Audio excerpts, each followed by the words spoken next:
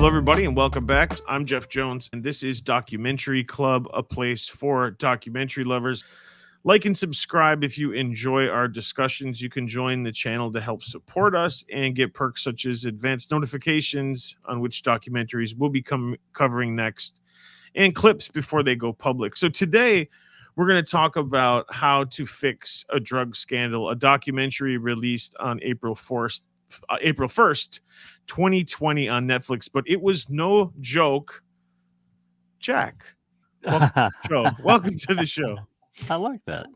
Yeah. Thank you very much, and welcome to everyone that's listening in and following along with us in this really, really, really good documentary. Four-parter, two people and two labs involved, but we'll get to that. Um, yeah, really interesting, and it rocked. It rocked crime labs, rocked them. Again, the system is only as good as the people who operate it, right? Well, So I think that we have to mention that this documentary shows how far state authorities will go to protect the state from liability, and I have a problem with that. the justice system doesn't really reward honesty. If anything, And it rewards dishonesty. that's right. People can put themselves they put their job at risk, their reputations, because they can get slandered, rightly or wrongly. The case revolves around two forensic chemists named Sonia Farak and Annie Dookhan. And so, if you had any other opening thoughts, Jack, about this before we kind of get started. Yeah, just keep in mind this involves, as Jeff said, two different forensic drug chemists working in two different labs, and Yeah. it employs a number like 14 or 15 drug chemists because they get the volume of cases. And then the Amherst lab, which is in the western part of Boston, of Massachusetts, it employs like four forensic drug chemists, and that is the person that's there is Sonia Farak. Annie Dukins works in the Boston area. Sonia Farak works in the Amherst. Happened at two, and in truth, the documentary starts a little backwards. Annie Dukin's case was first. It blew things up like out of the water because they knew that there were thousands of cases involved here.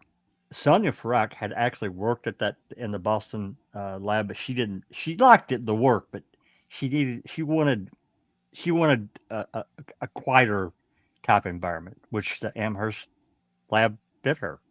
So she actually moved from the Boston lab over to Amherst, and her case was like a year. I think it blew up like a year or so later.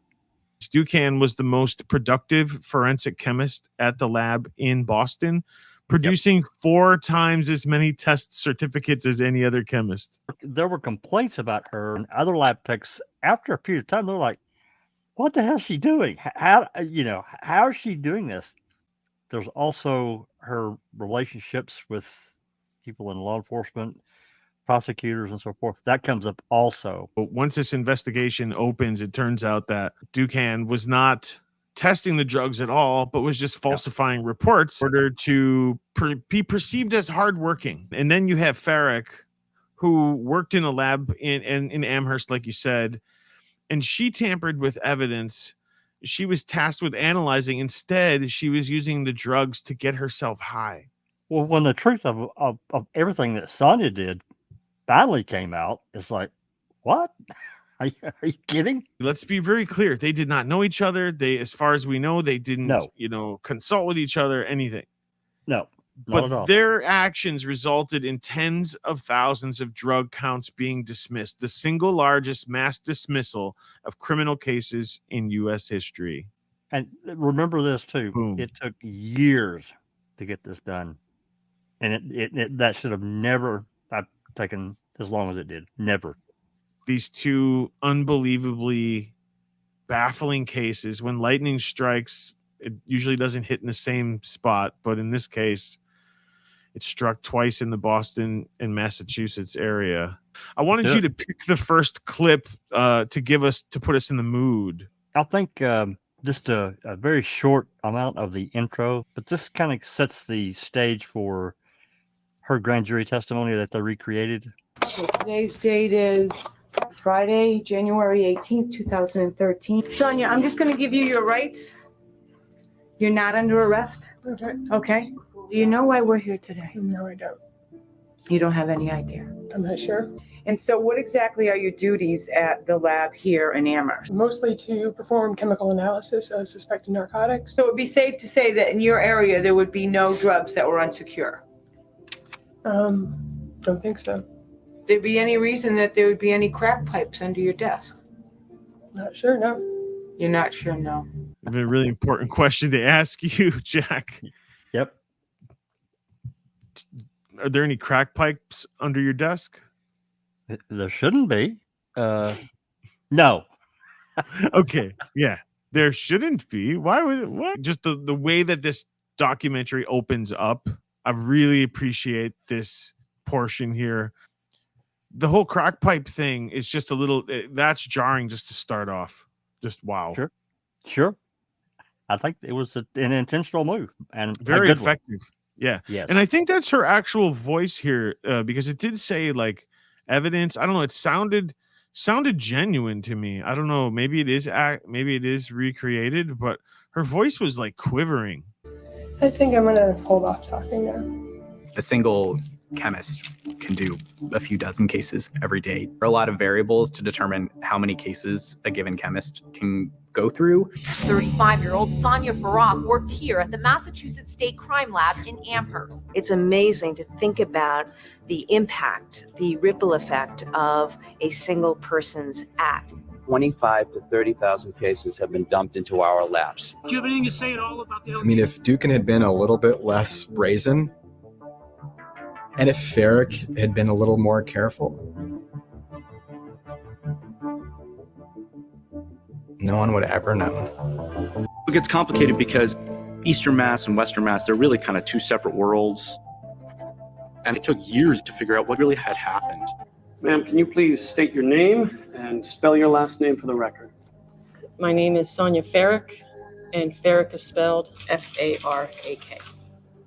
How long were you employed as a chemist for the Department of Public Health and later the Mass State Police? How many years? Just under 10 years. How many samples did you test in that 10 years? Approximately 30,000 different pieces of evidence. What? Yeah. And I would be remiss if I didn't mention Luke Ryan. This guy is just nothing short of a bulldog. Wouldn't let it go. Mind-boggling. It is. It demonstrates the importance of these positions. I hope that people who make policy decisions have watched this documentary or has followed the story at least. Need to increase the difficulty of it. Is, I mean, you're never going to remove all possibilities. People always find a way, but you can strengthen, make sure no one's alone in the lab. I know that's something that comes up in this documentary a couple times. They were understaffed. They were alone in the lab. They had the complete control of everything. No one was watching. Well, that's one area right there that maybe it wouldn't have prevented it. It might have slowed it down, but that's just one idea. It's just one step. We can take more cameras and, audits, more frequent audits. And the drug test, maybe that comes up later, but they weren't even getting drug tested. So it would be safe to say that in your area there would be no drugs that were unsecure? I think I'm going to hold off talking now. She almost immediately decided not to talk, so she invoked her Fifth Amendment, but they did get a search warrant for her motor vehicle. And this is crucial. So the investigation started here at our office, but we knew that the scope of this could be very large. So we had to get the Attorney General's office involved. That's usually the agency that handles conflicts with district attorneys. Did you see her car? Yeah. Oh, yeah. Did you see all the evidence bags and just like used up who knows Sample. what drugs? That's right. Just throughout her entire, like, she didn't just use drugs. She had the keys to the pharmacy. So the investigation started here at our office, but we knew that the scope of this could be very large. As a result of quick action by the state police and by our office, we have been able to bring charges against Sonia Farak, age 35, of Northampton. And we have charged her with 2 counts of tampering with evidence and 1 count of possession of a Class B substance, cocaine. She'll be arraigned Tuesday morning. Can you describe what are controlled substances? The most common one is heroin, cocaine, marijuana, different pills.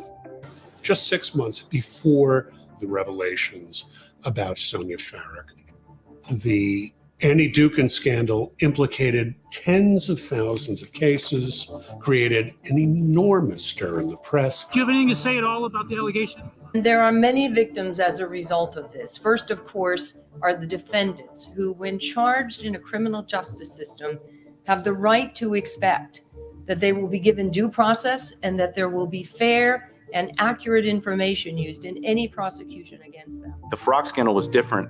I don't think anyone really had a sense of the potential scale when this first started.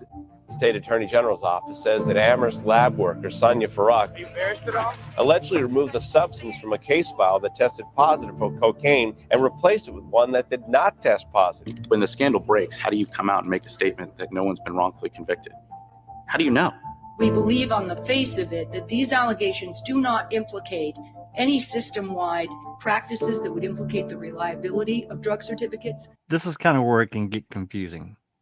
2 different lab drug analysts, 2 different labs, and they kind of commingled the 2, but they haven't at different times. They didn't know each other, and the circumstances surrounding each one is different. Annie Dookhan's was faking tests. She was dry labbing. She was just going through the motions of acting like she was testing, but she really wasn't. And she really bore the brunt. When her case broke, she bore the brunt of a lot of stuff. When Sonia Farak's case occurred, the Attorney General, she really tried to wrap this up in a neat little ball, just a couple of cases. We got our hands on it real quick. Everything's cool. And that wasn't true by any stretch of the imagination at all. Oh, one last thing I need to add, and I think that, yeah, I'm pretty sure there's a clip that kind of explains this better, but you think about a defendant having the right to face their accuser. That's why these forensic people appear in court, because they're actually the accuser. They've done the test. So a defendant has a right to face that accuser in court. That's due process. And, you know, when these drug chemists, they do a test, find out what drug, what purity, and blah, blah, blah, they produce a certificate with their name signed to it. That's an official state document, or federal, whatever the case may be. And that gets submitted against that person that's going to trial, a defendant. So that piece of paper is really important. Just to get it in everybody's mind again, September 28th of 2012 is when Dookhan was arrested.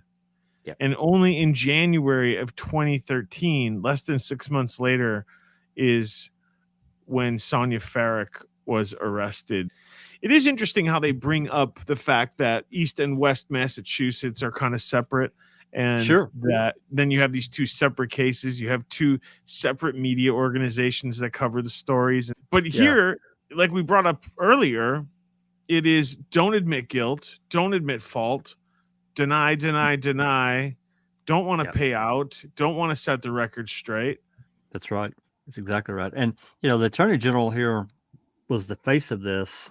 And for her to come out and as soon as she did in Farak's case, and kind of just try to make it go away, which is exactly what she did. I think that was a real mistake for her. She should have said, we're investigating. If there's more, you know, we'll add to it, or whatever as the investigation goes. But she didn't do that. She tried to end it effectively right there on the spot. We got this real quick. It's all done. Thank you. And that was wrong. And so in this clip, they talk about the Attorney General and how they're trying to limit the scope of the problem. As far as going out on a limb on day one and saying, hey, this is what we've concluded. We have no reason to believe. She did not have all the facts. Nobody had all the facts. And as soon as this happened, there was always going to be a question as to what was reliable, what was unreliable at that lab. And I give a lot of credit to Luke Ryan. He really dug deep, and the more that he looked at it, the more he uncovered. My name is Luke Ryan. I'm a defense attorney in Western Massachusetts. This is people in lab coats looking under microscopes. And I think the presumption people have is that, you know, everything that they take off the street is what it appears to be. And so they think that, you know, most defendants are guilty. But when you talk about people who have track records and who have criminal records, they are easily, in my experience, the most vulnerable to being wrongfully convicted. I knew that I had clients with drug offenses where she had done the testing. So it seemed to me immediately, this is going to be a big deal for some of the people that I represent. Every crime has a set of elements, things the government has to prove in order to establish that you're guilty of the crime. In a drug case, if you are prosecuted and charged with selling a joint, the question is that really marijuana? So the government has to prove, and has to prove beyond a reasonable doubt, that the thing they're accusing you of doing, which is against the law, you've actually done. You got to make sure that you get the correct result when these drugs are being tested. And I think that's really the important point to be taken away from here. When they accuse you of possessing cocaine, that they test it and that it's cocaine. Yeah, I completely agree. You know, that was a really great clip. And another one that's coming up is that they really explain the process of what they do of running a drug test. So when you get the evidence to your bench, you will do a preliminary description of the evidence. You move on to take a weight, the net weight, which is the weight of the drug material only. At that point, we would do a spot color test, a drop or two of each. And certain substances cause certain color changes with their agents. When we're done, we put it into a brand new evidence bag. At that point, we would verify that the results on the certificate matched our results in the notebook, and we would sign the certificates. And as a criminal defendant, you have a right to confront your accusers. And so if I'm being prosecuted for a drug crime, the people in the drug labs, the chemists who are doing this work, are effectively my accusers. They're the ones who are saying I have heroin or cocaine or marijuana or meth. It doesn't necessarily have anything to do with the science of what I'm doing. It has to do with me as a person and the credibility of me. And the idea being, I think, if I don't seem credible, maybe you should dig a little deeper and look at the testing I conducted and so forth. To verify that an independent person, independent, not affiliated with one side or the other, they don't have a dog in it, unbiased. For Annie Dookhan's case, we're going to find out she didn't really consider herself independent. It's coming. So basically labs around the country, these drug labs, they have standards, and that's actually the liquid or a reagent or something that they use to test to make sure what something is. These are pure standards. And in the Amherst lab, as we're going to find out, the refrigerator wasn't locked. So if the drug analyst had a key to the door, basically they had all this stuff in the fridge they could get their hands on. But they just did not have any sort of good laboratory practices that were in place. Was the refrigerator in a secure location? Would it be locked? The refrigerator was in the lab, and the only way to get into the lab was with a key. I think there wasn't enough control over what was going on. 2 cases were found in her area, in her tub, as they called it, that were missing drugs. The weights weren't right, or there was no drugs at all. Before she got arrested, I knew the Amherst lab was underfunded and didn't have sort of basics that you would expect at a place where science is purportedly taking place. Like locking up the drug refrigerator, for starters? Yeah, and a supervisor, someone would need to be present, some kind of there needs to be some kind of control. In some instances, we need Big Brother. When you're dealing with this kind of stuff, there's got to be video cameras. There's got to be somebody watching you. I'm sorry. It's the way it's got to be. That's right. You got to be under surveillance at all times. And remember, these people work independently. They each have their own workstation, so they don't really interact that much throughout the day. I mean, maybe they go out to lunch together, or go outside and eat in their car together. Other than that, they're pretty much alone. If it happened here 2 times in one state in essentially 6 months apart, there's no way that you could tell me that this isn't potentially happening somewhere else. Of course it is. That our policies are strong enough. But well, let's set a little bit wider of the stage than we did in the beginning. They talk about this war on drugs. I don't really think it's a war because it's actually gotten worse. We've lost that war. The sheer number and volume in some of these areas of these arrests and the volume coming into these drug labs, they barely had enough to pay these people's salary and keep the lights on, literally. This should be funded. We got to get these, this forensic, right. You got to get this forensics right, or what happens? It all blows up right into our face. She was charged with evidence tampering in 2 samples. You're talking about thousands and thousands of cases where Sonia Farak was the chemist, thousands of samples that she had tested. No one went back and tried to test a sample from a year ago, maybe 2 years ago, maybe 8 years ago. Let's get a law enforcement agency to go back and test drug samples that Sonia Farak had tested in the past to see how long she had been doing this. Nobody did it.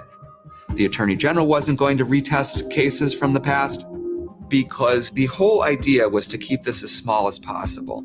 We intend to do a very thorough investigation. I just think that they didn't want to pursue the truth. Your job isn't to contain it. It's to figure out what's the truth and how are we going to do justice. That's right. Yeah, I really like this prosecutor here because he's very straight. He's very diligent and intentional in his words. I really like him throughout the series. So in the beginning of episode 2, we see that Sonia pleads not guilty. That's right. That's kind of how it opens up. She pleads not guilty. Yep. Tell him Luke Ryan said hi, right? We both believed that Sonia Farak must have been tampering with drugs for years. And Luke, he had the same goals that I did.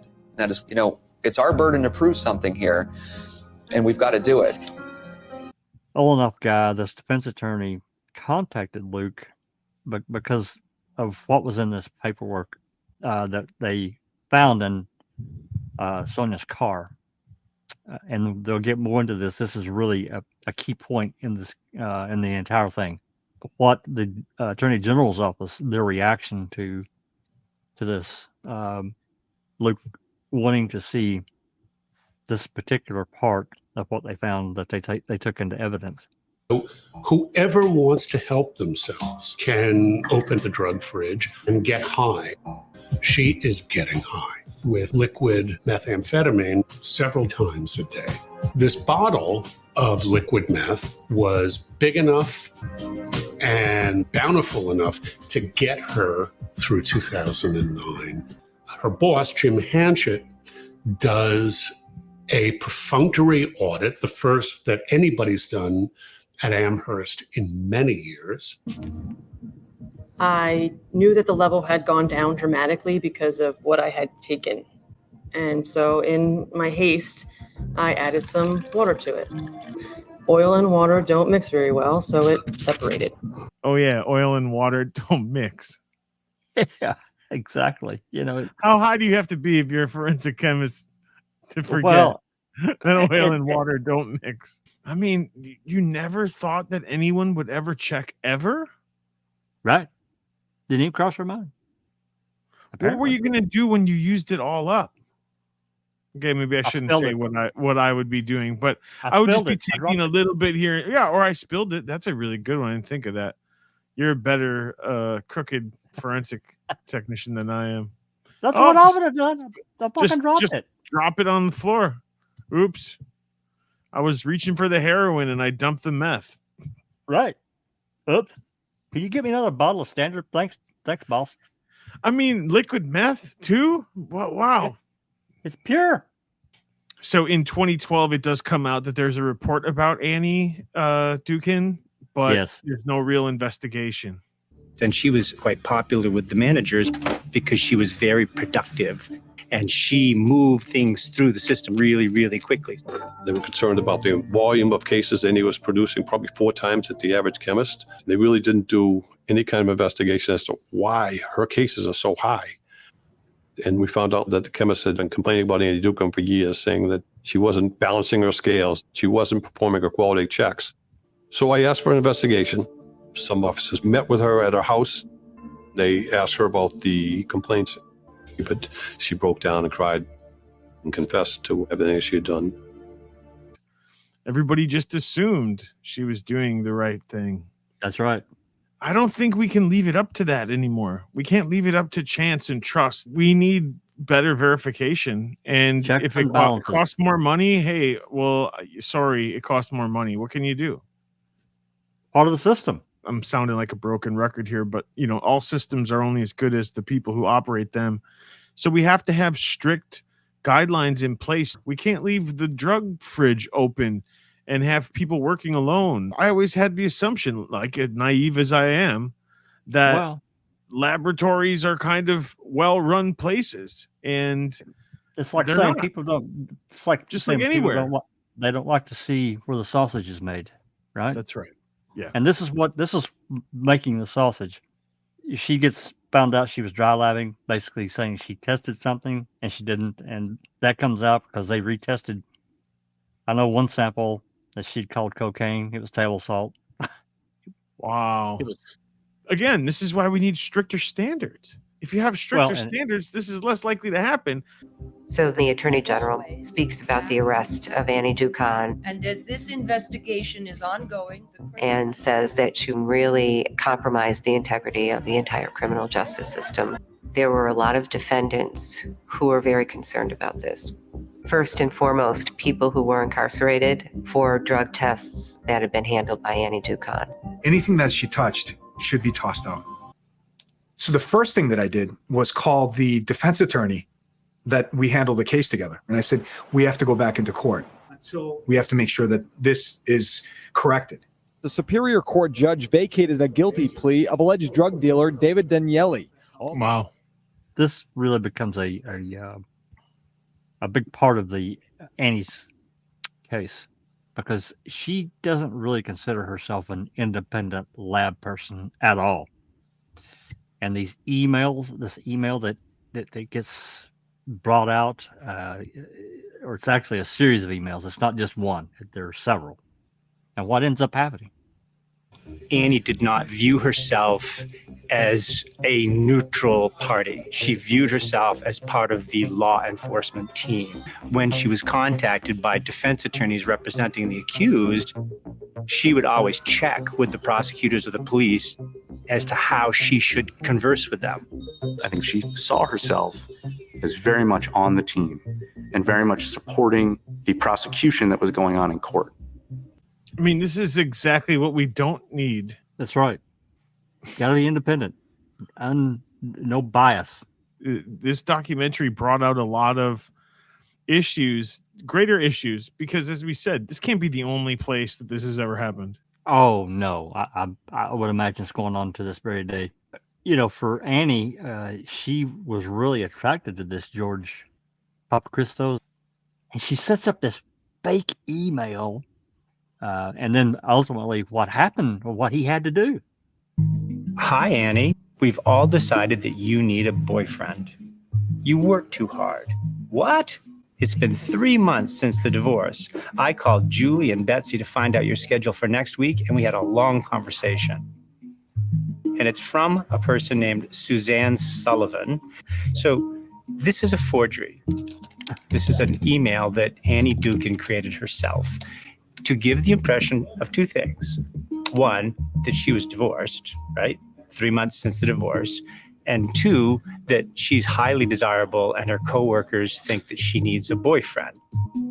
But the name is misspelled and forwards it to George Papachristos, the object of her affection, but it's all fabricated, just like her Harvard degree was fabricated. We're just fantasy and not real. What is going on here, man? Right. She set up this fake email, and it somehow To try to gets get caught- Papa George. Christos. That's right. Annie Dookhan also had told people in the lab that she was going to school at night to get an advanced chemist degree, whatever the next step would be in her field, forensic chemistry, and that ultimately she graduated, I guess, and got this degree, and they gave her a party, and it was fake. She never did any of it. Oh my God. And she wrote back a couple of days later and said that because this was an ongoing prosecution of Sonia Farak, that they would not permit me to look at any of the evidence. Luke Ryan and several of his colleagues, they begin to file motions. So what happens? They hand over all the evidence, right? They did not hand over all the evidence. Chris Foster sent me the motion to quash your subpoena.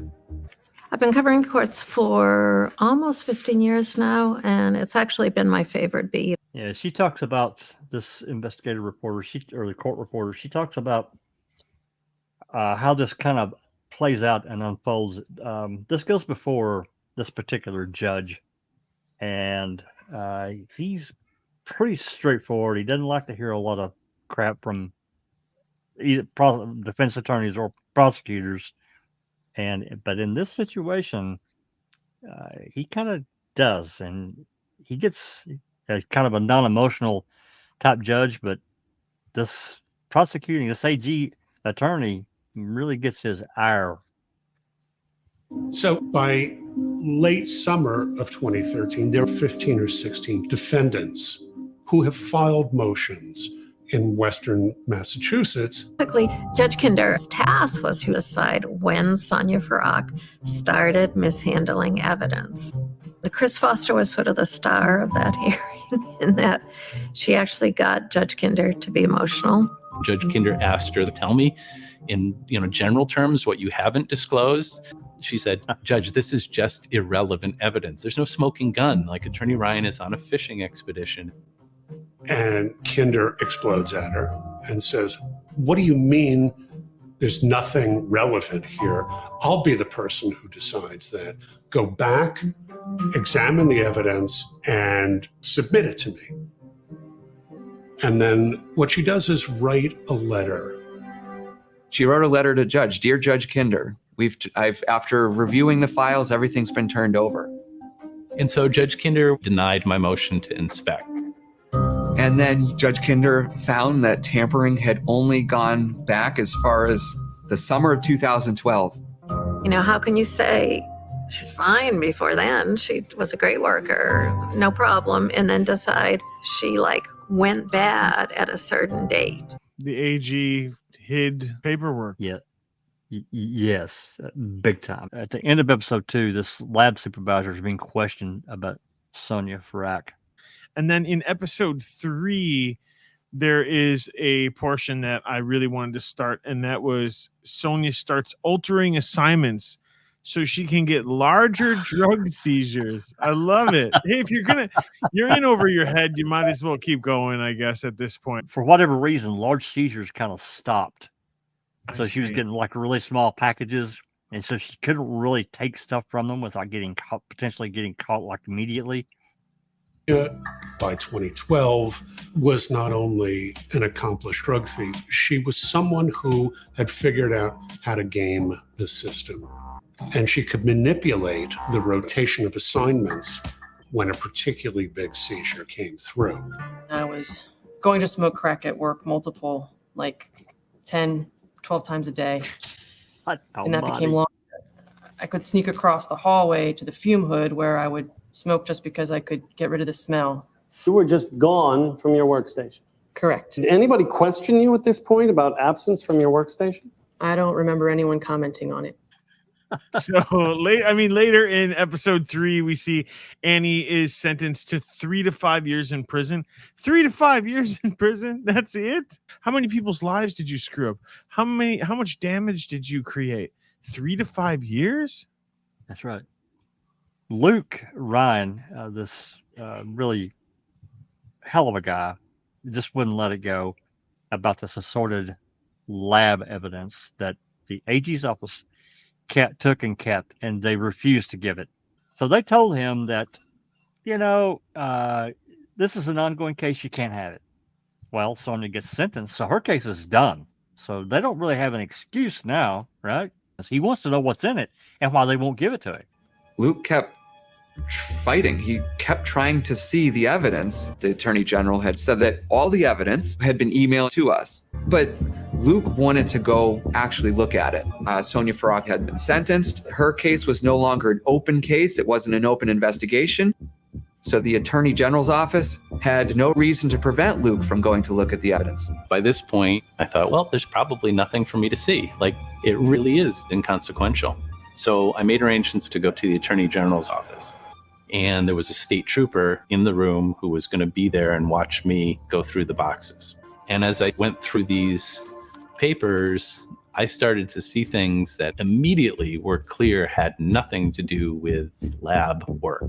Things that had headings like a motion regulation worksheet. This meant that Sonia Farak was engaged in drug treatment and she was telling clinicians about her drug use. And then I finally came across something called the ServiceNet diary card.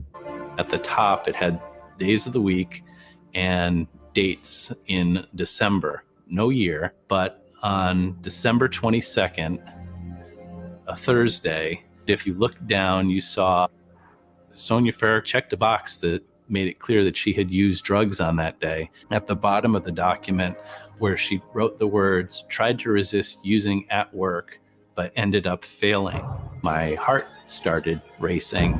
December 2011 is when she was signing certificates in Rolando Piñate's case. So the big question in that moment was, what December 22nd are we talking about here?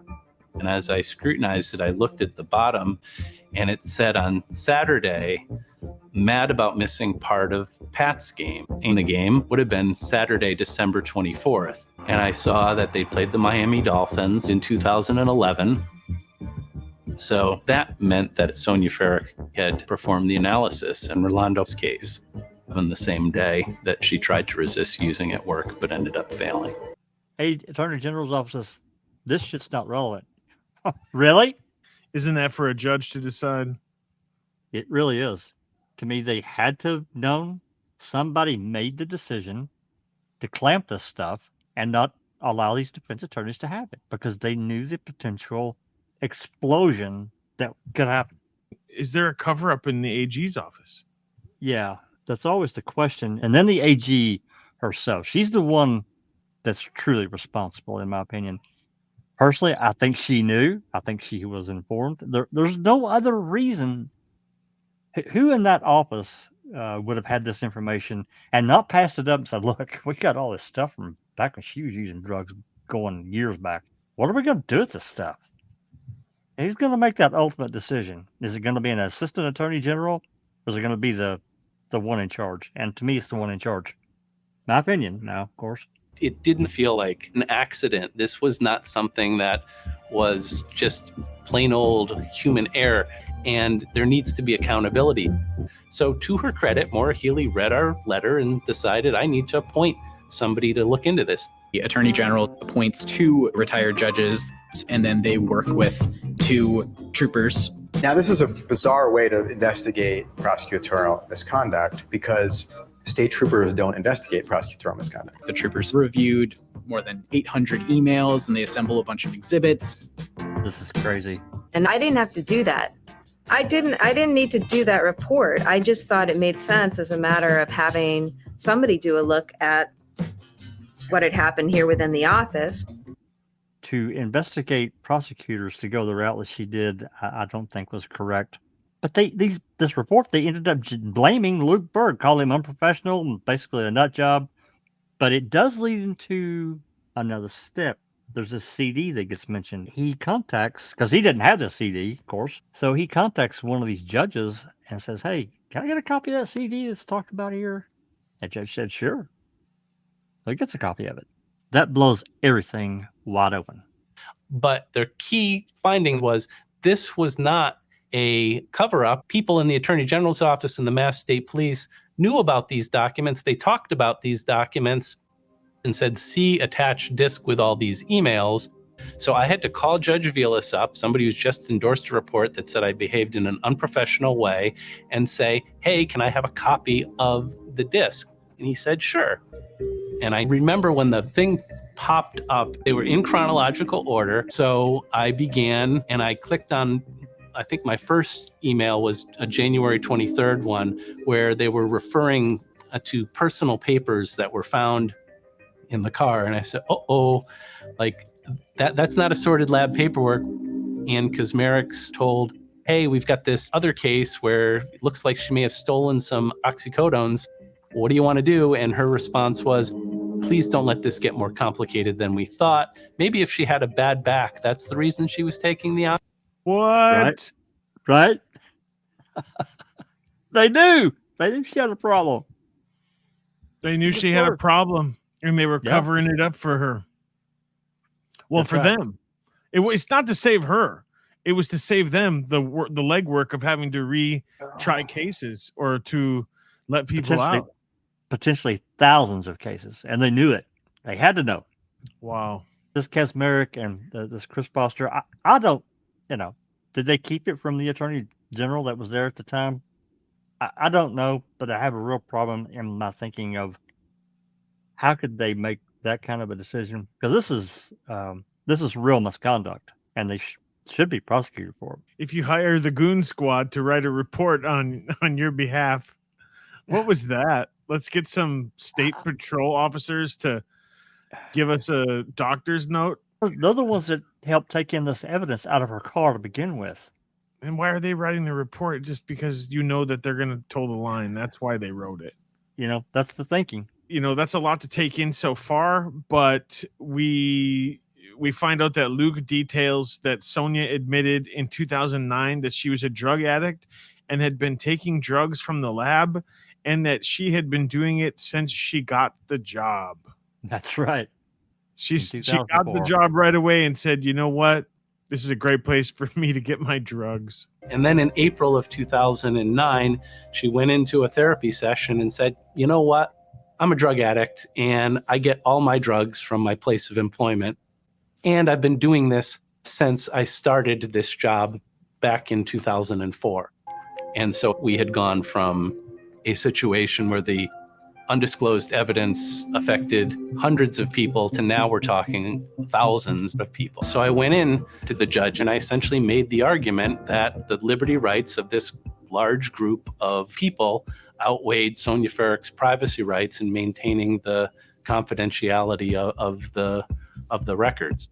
And so the judge gave us permission to give these records to the government. So she had been taking drugs from day one. Whatever their depression is, their problem, their true problem, and they're trying to escape it. So they take drugs to feel good.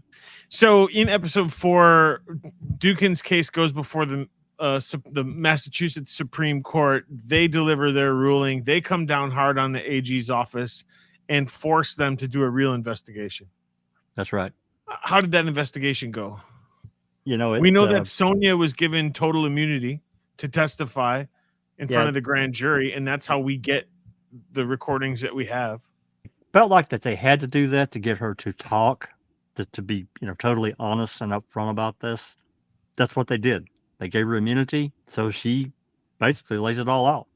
I don't think it really gets into it in the documentary, but this tells me that she was already experimenting with some things. It's never really admitted to that, but I think she was.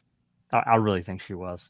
So a lot happens in episode 4, but one of the things that I wanted to ask you about was prosecutors were caught. These emails are dynamite. They're really explosive because they knew these hearings take place where so much is revealed about what these prosecutors knew and when they knew it. They actually these hearings allowed, Luke Ryan and Jared, I can't think, Olenoff, to get these people, these prosecutors, these different troopers, call them to the stand and cross-examine them. They were allowed to really drill down. So that's what happens, and that's how they got caught. Essentially had prosecutors acknowledging that they hadn't been candid to the court, that they hadn't turned over evidence that they should have.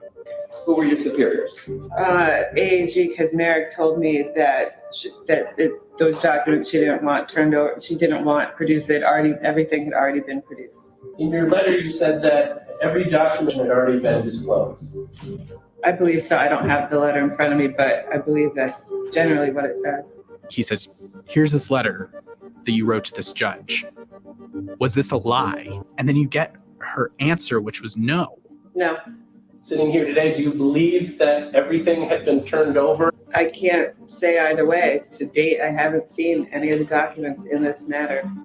Bullshit. I have not reviewed one document in the fraud case. It's just all too much, isn't it? I can't say. I didn't look at this stuff. You were told to look at it, and you sent that letter. There's nothing relevant here, Judge. Remember? She wrote that. I told you that letter was key.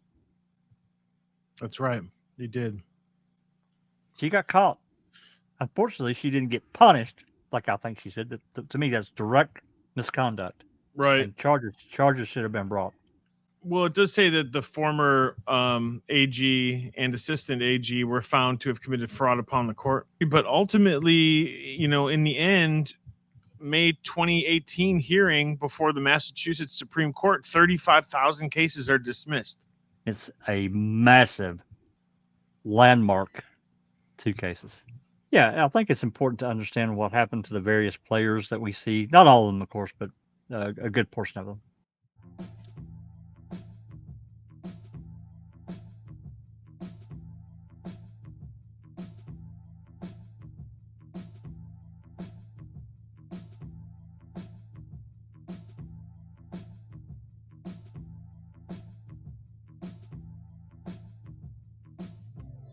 And again, I think the Attorney General knew, but hey, I can't prove it. It kept me guessing throughout the whole thing. It was very interesting. I love the pace of the documentary. One of the things I just realized at the end is I like the soundtrack too. I really enjoyed it. It's a well put together documentary that brings it at all levels, and I highly recommend it for everybody out there to take a look. We'd love to hear what you have to say. Leave us a comment or join us in a live. Jack, any other final thoughts before we go? I think you wrapped it up. This is, again, one of my favorite documentaries because it's really well done. It captured so much of what happened throughout the case. It wasn't just they were there for a little while. They really went the full bore and went back and really dug. They did a great job. And the soundtrack is excellent. I agree. They kept it lighted when they needed to. They went dark when they had to. Really well produced. And Luke Ryan, I cannot say, and Jared, can't say enough good about these guys. And the guy from ACLU, he was also involved. That's there in Massachusetts. Absolutely, really well. We couldn't get every little detail in, but we never can. No. So thank you guys for joining. Like and subscribe if you would like our discussions. This has been Documentary Club, a place for documentary lovers. I'm Jeff. And I'm Jack. And we'll see you on the next one.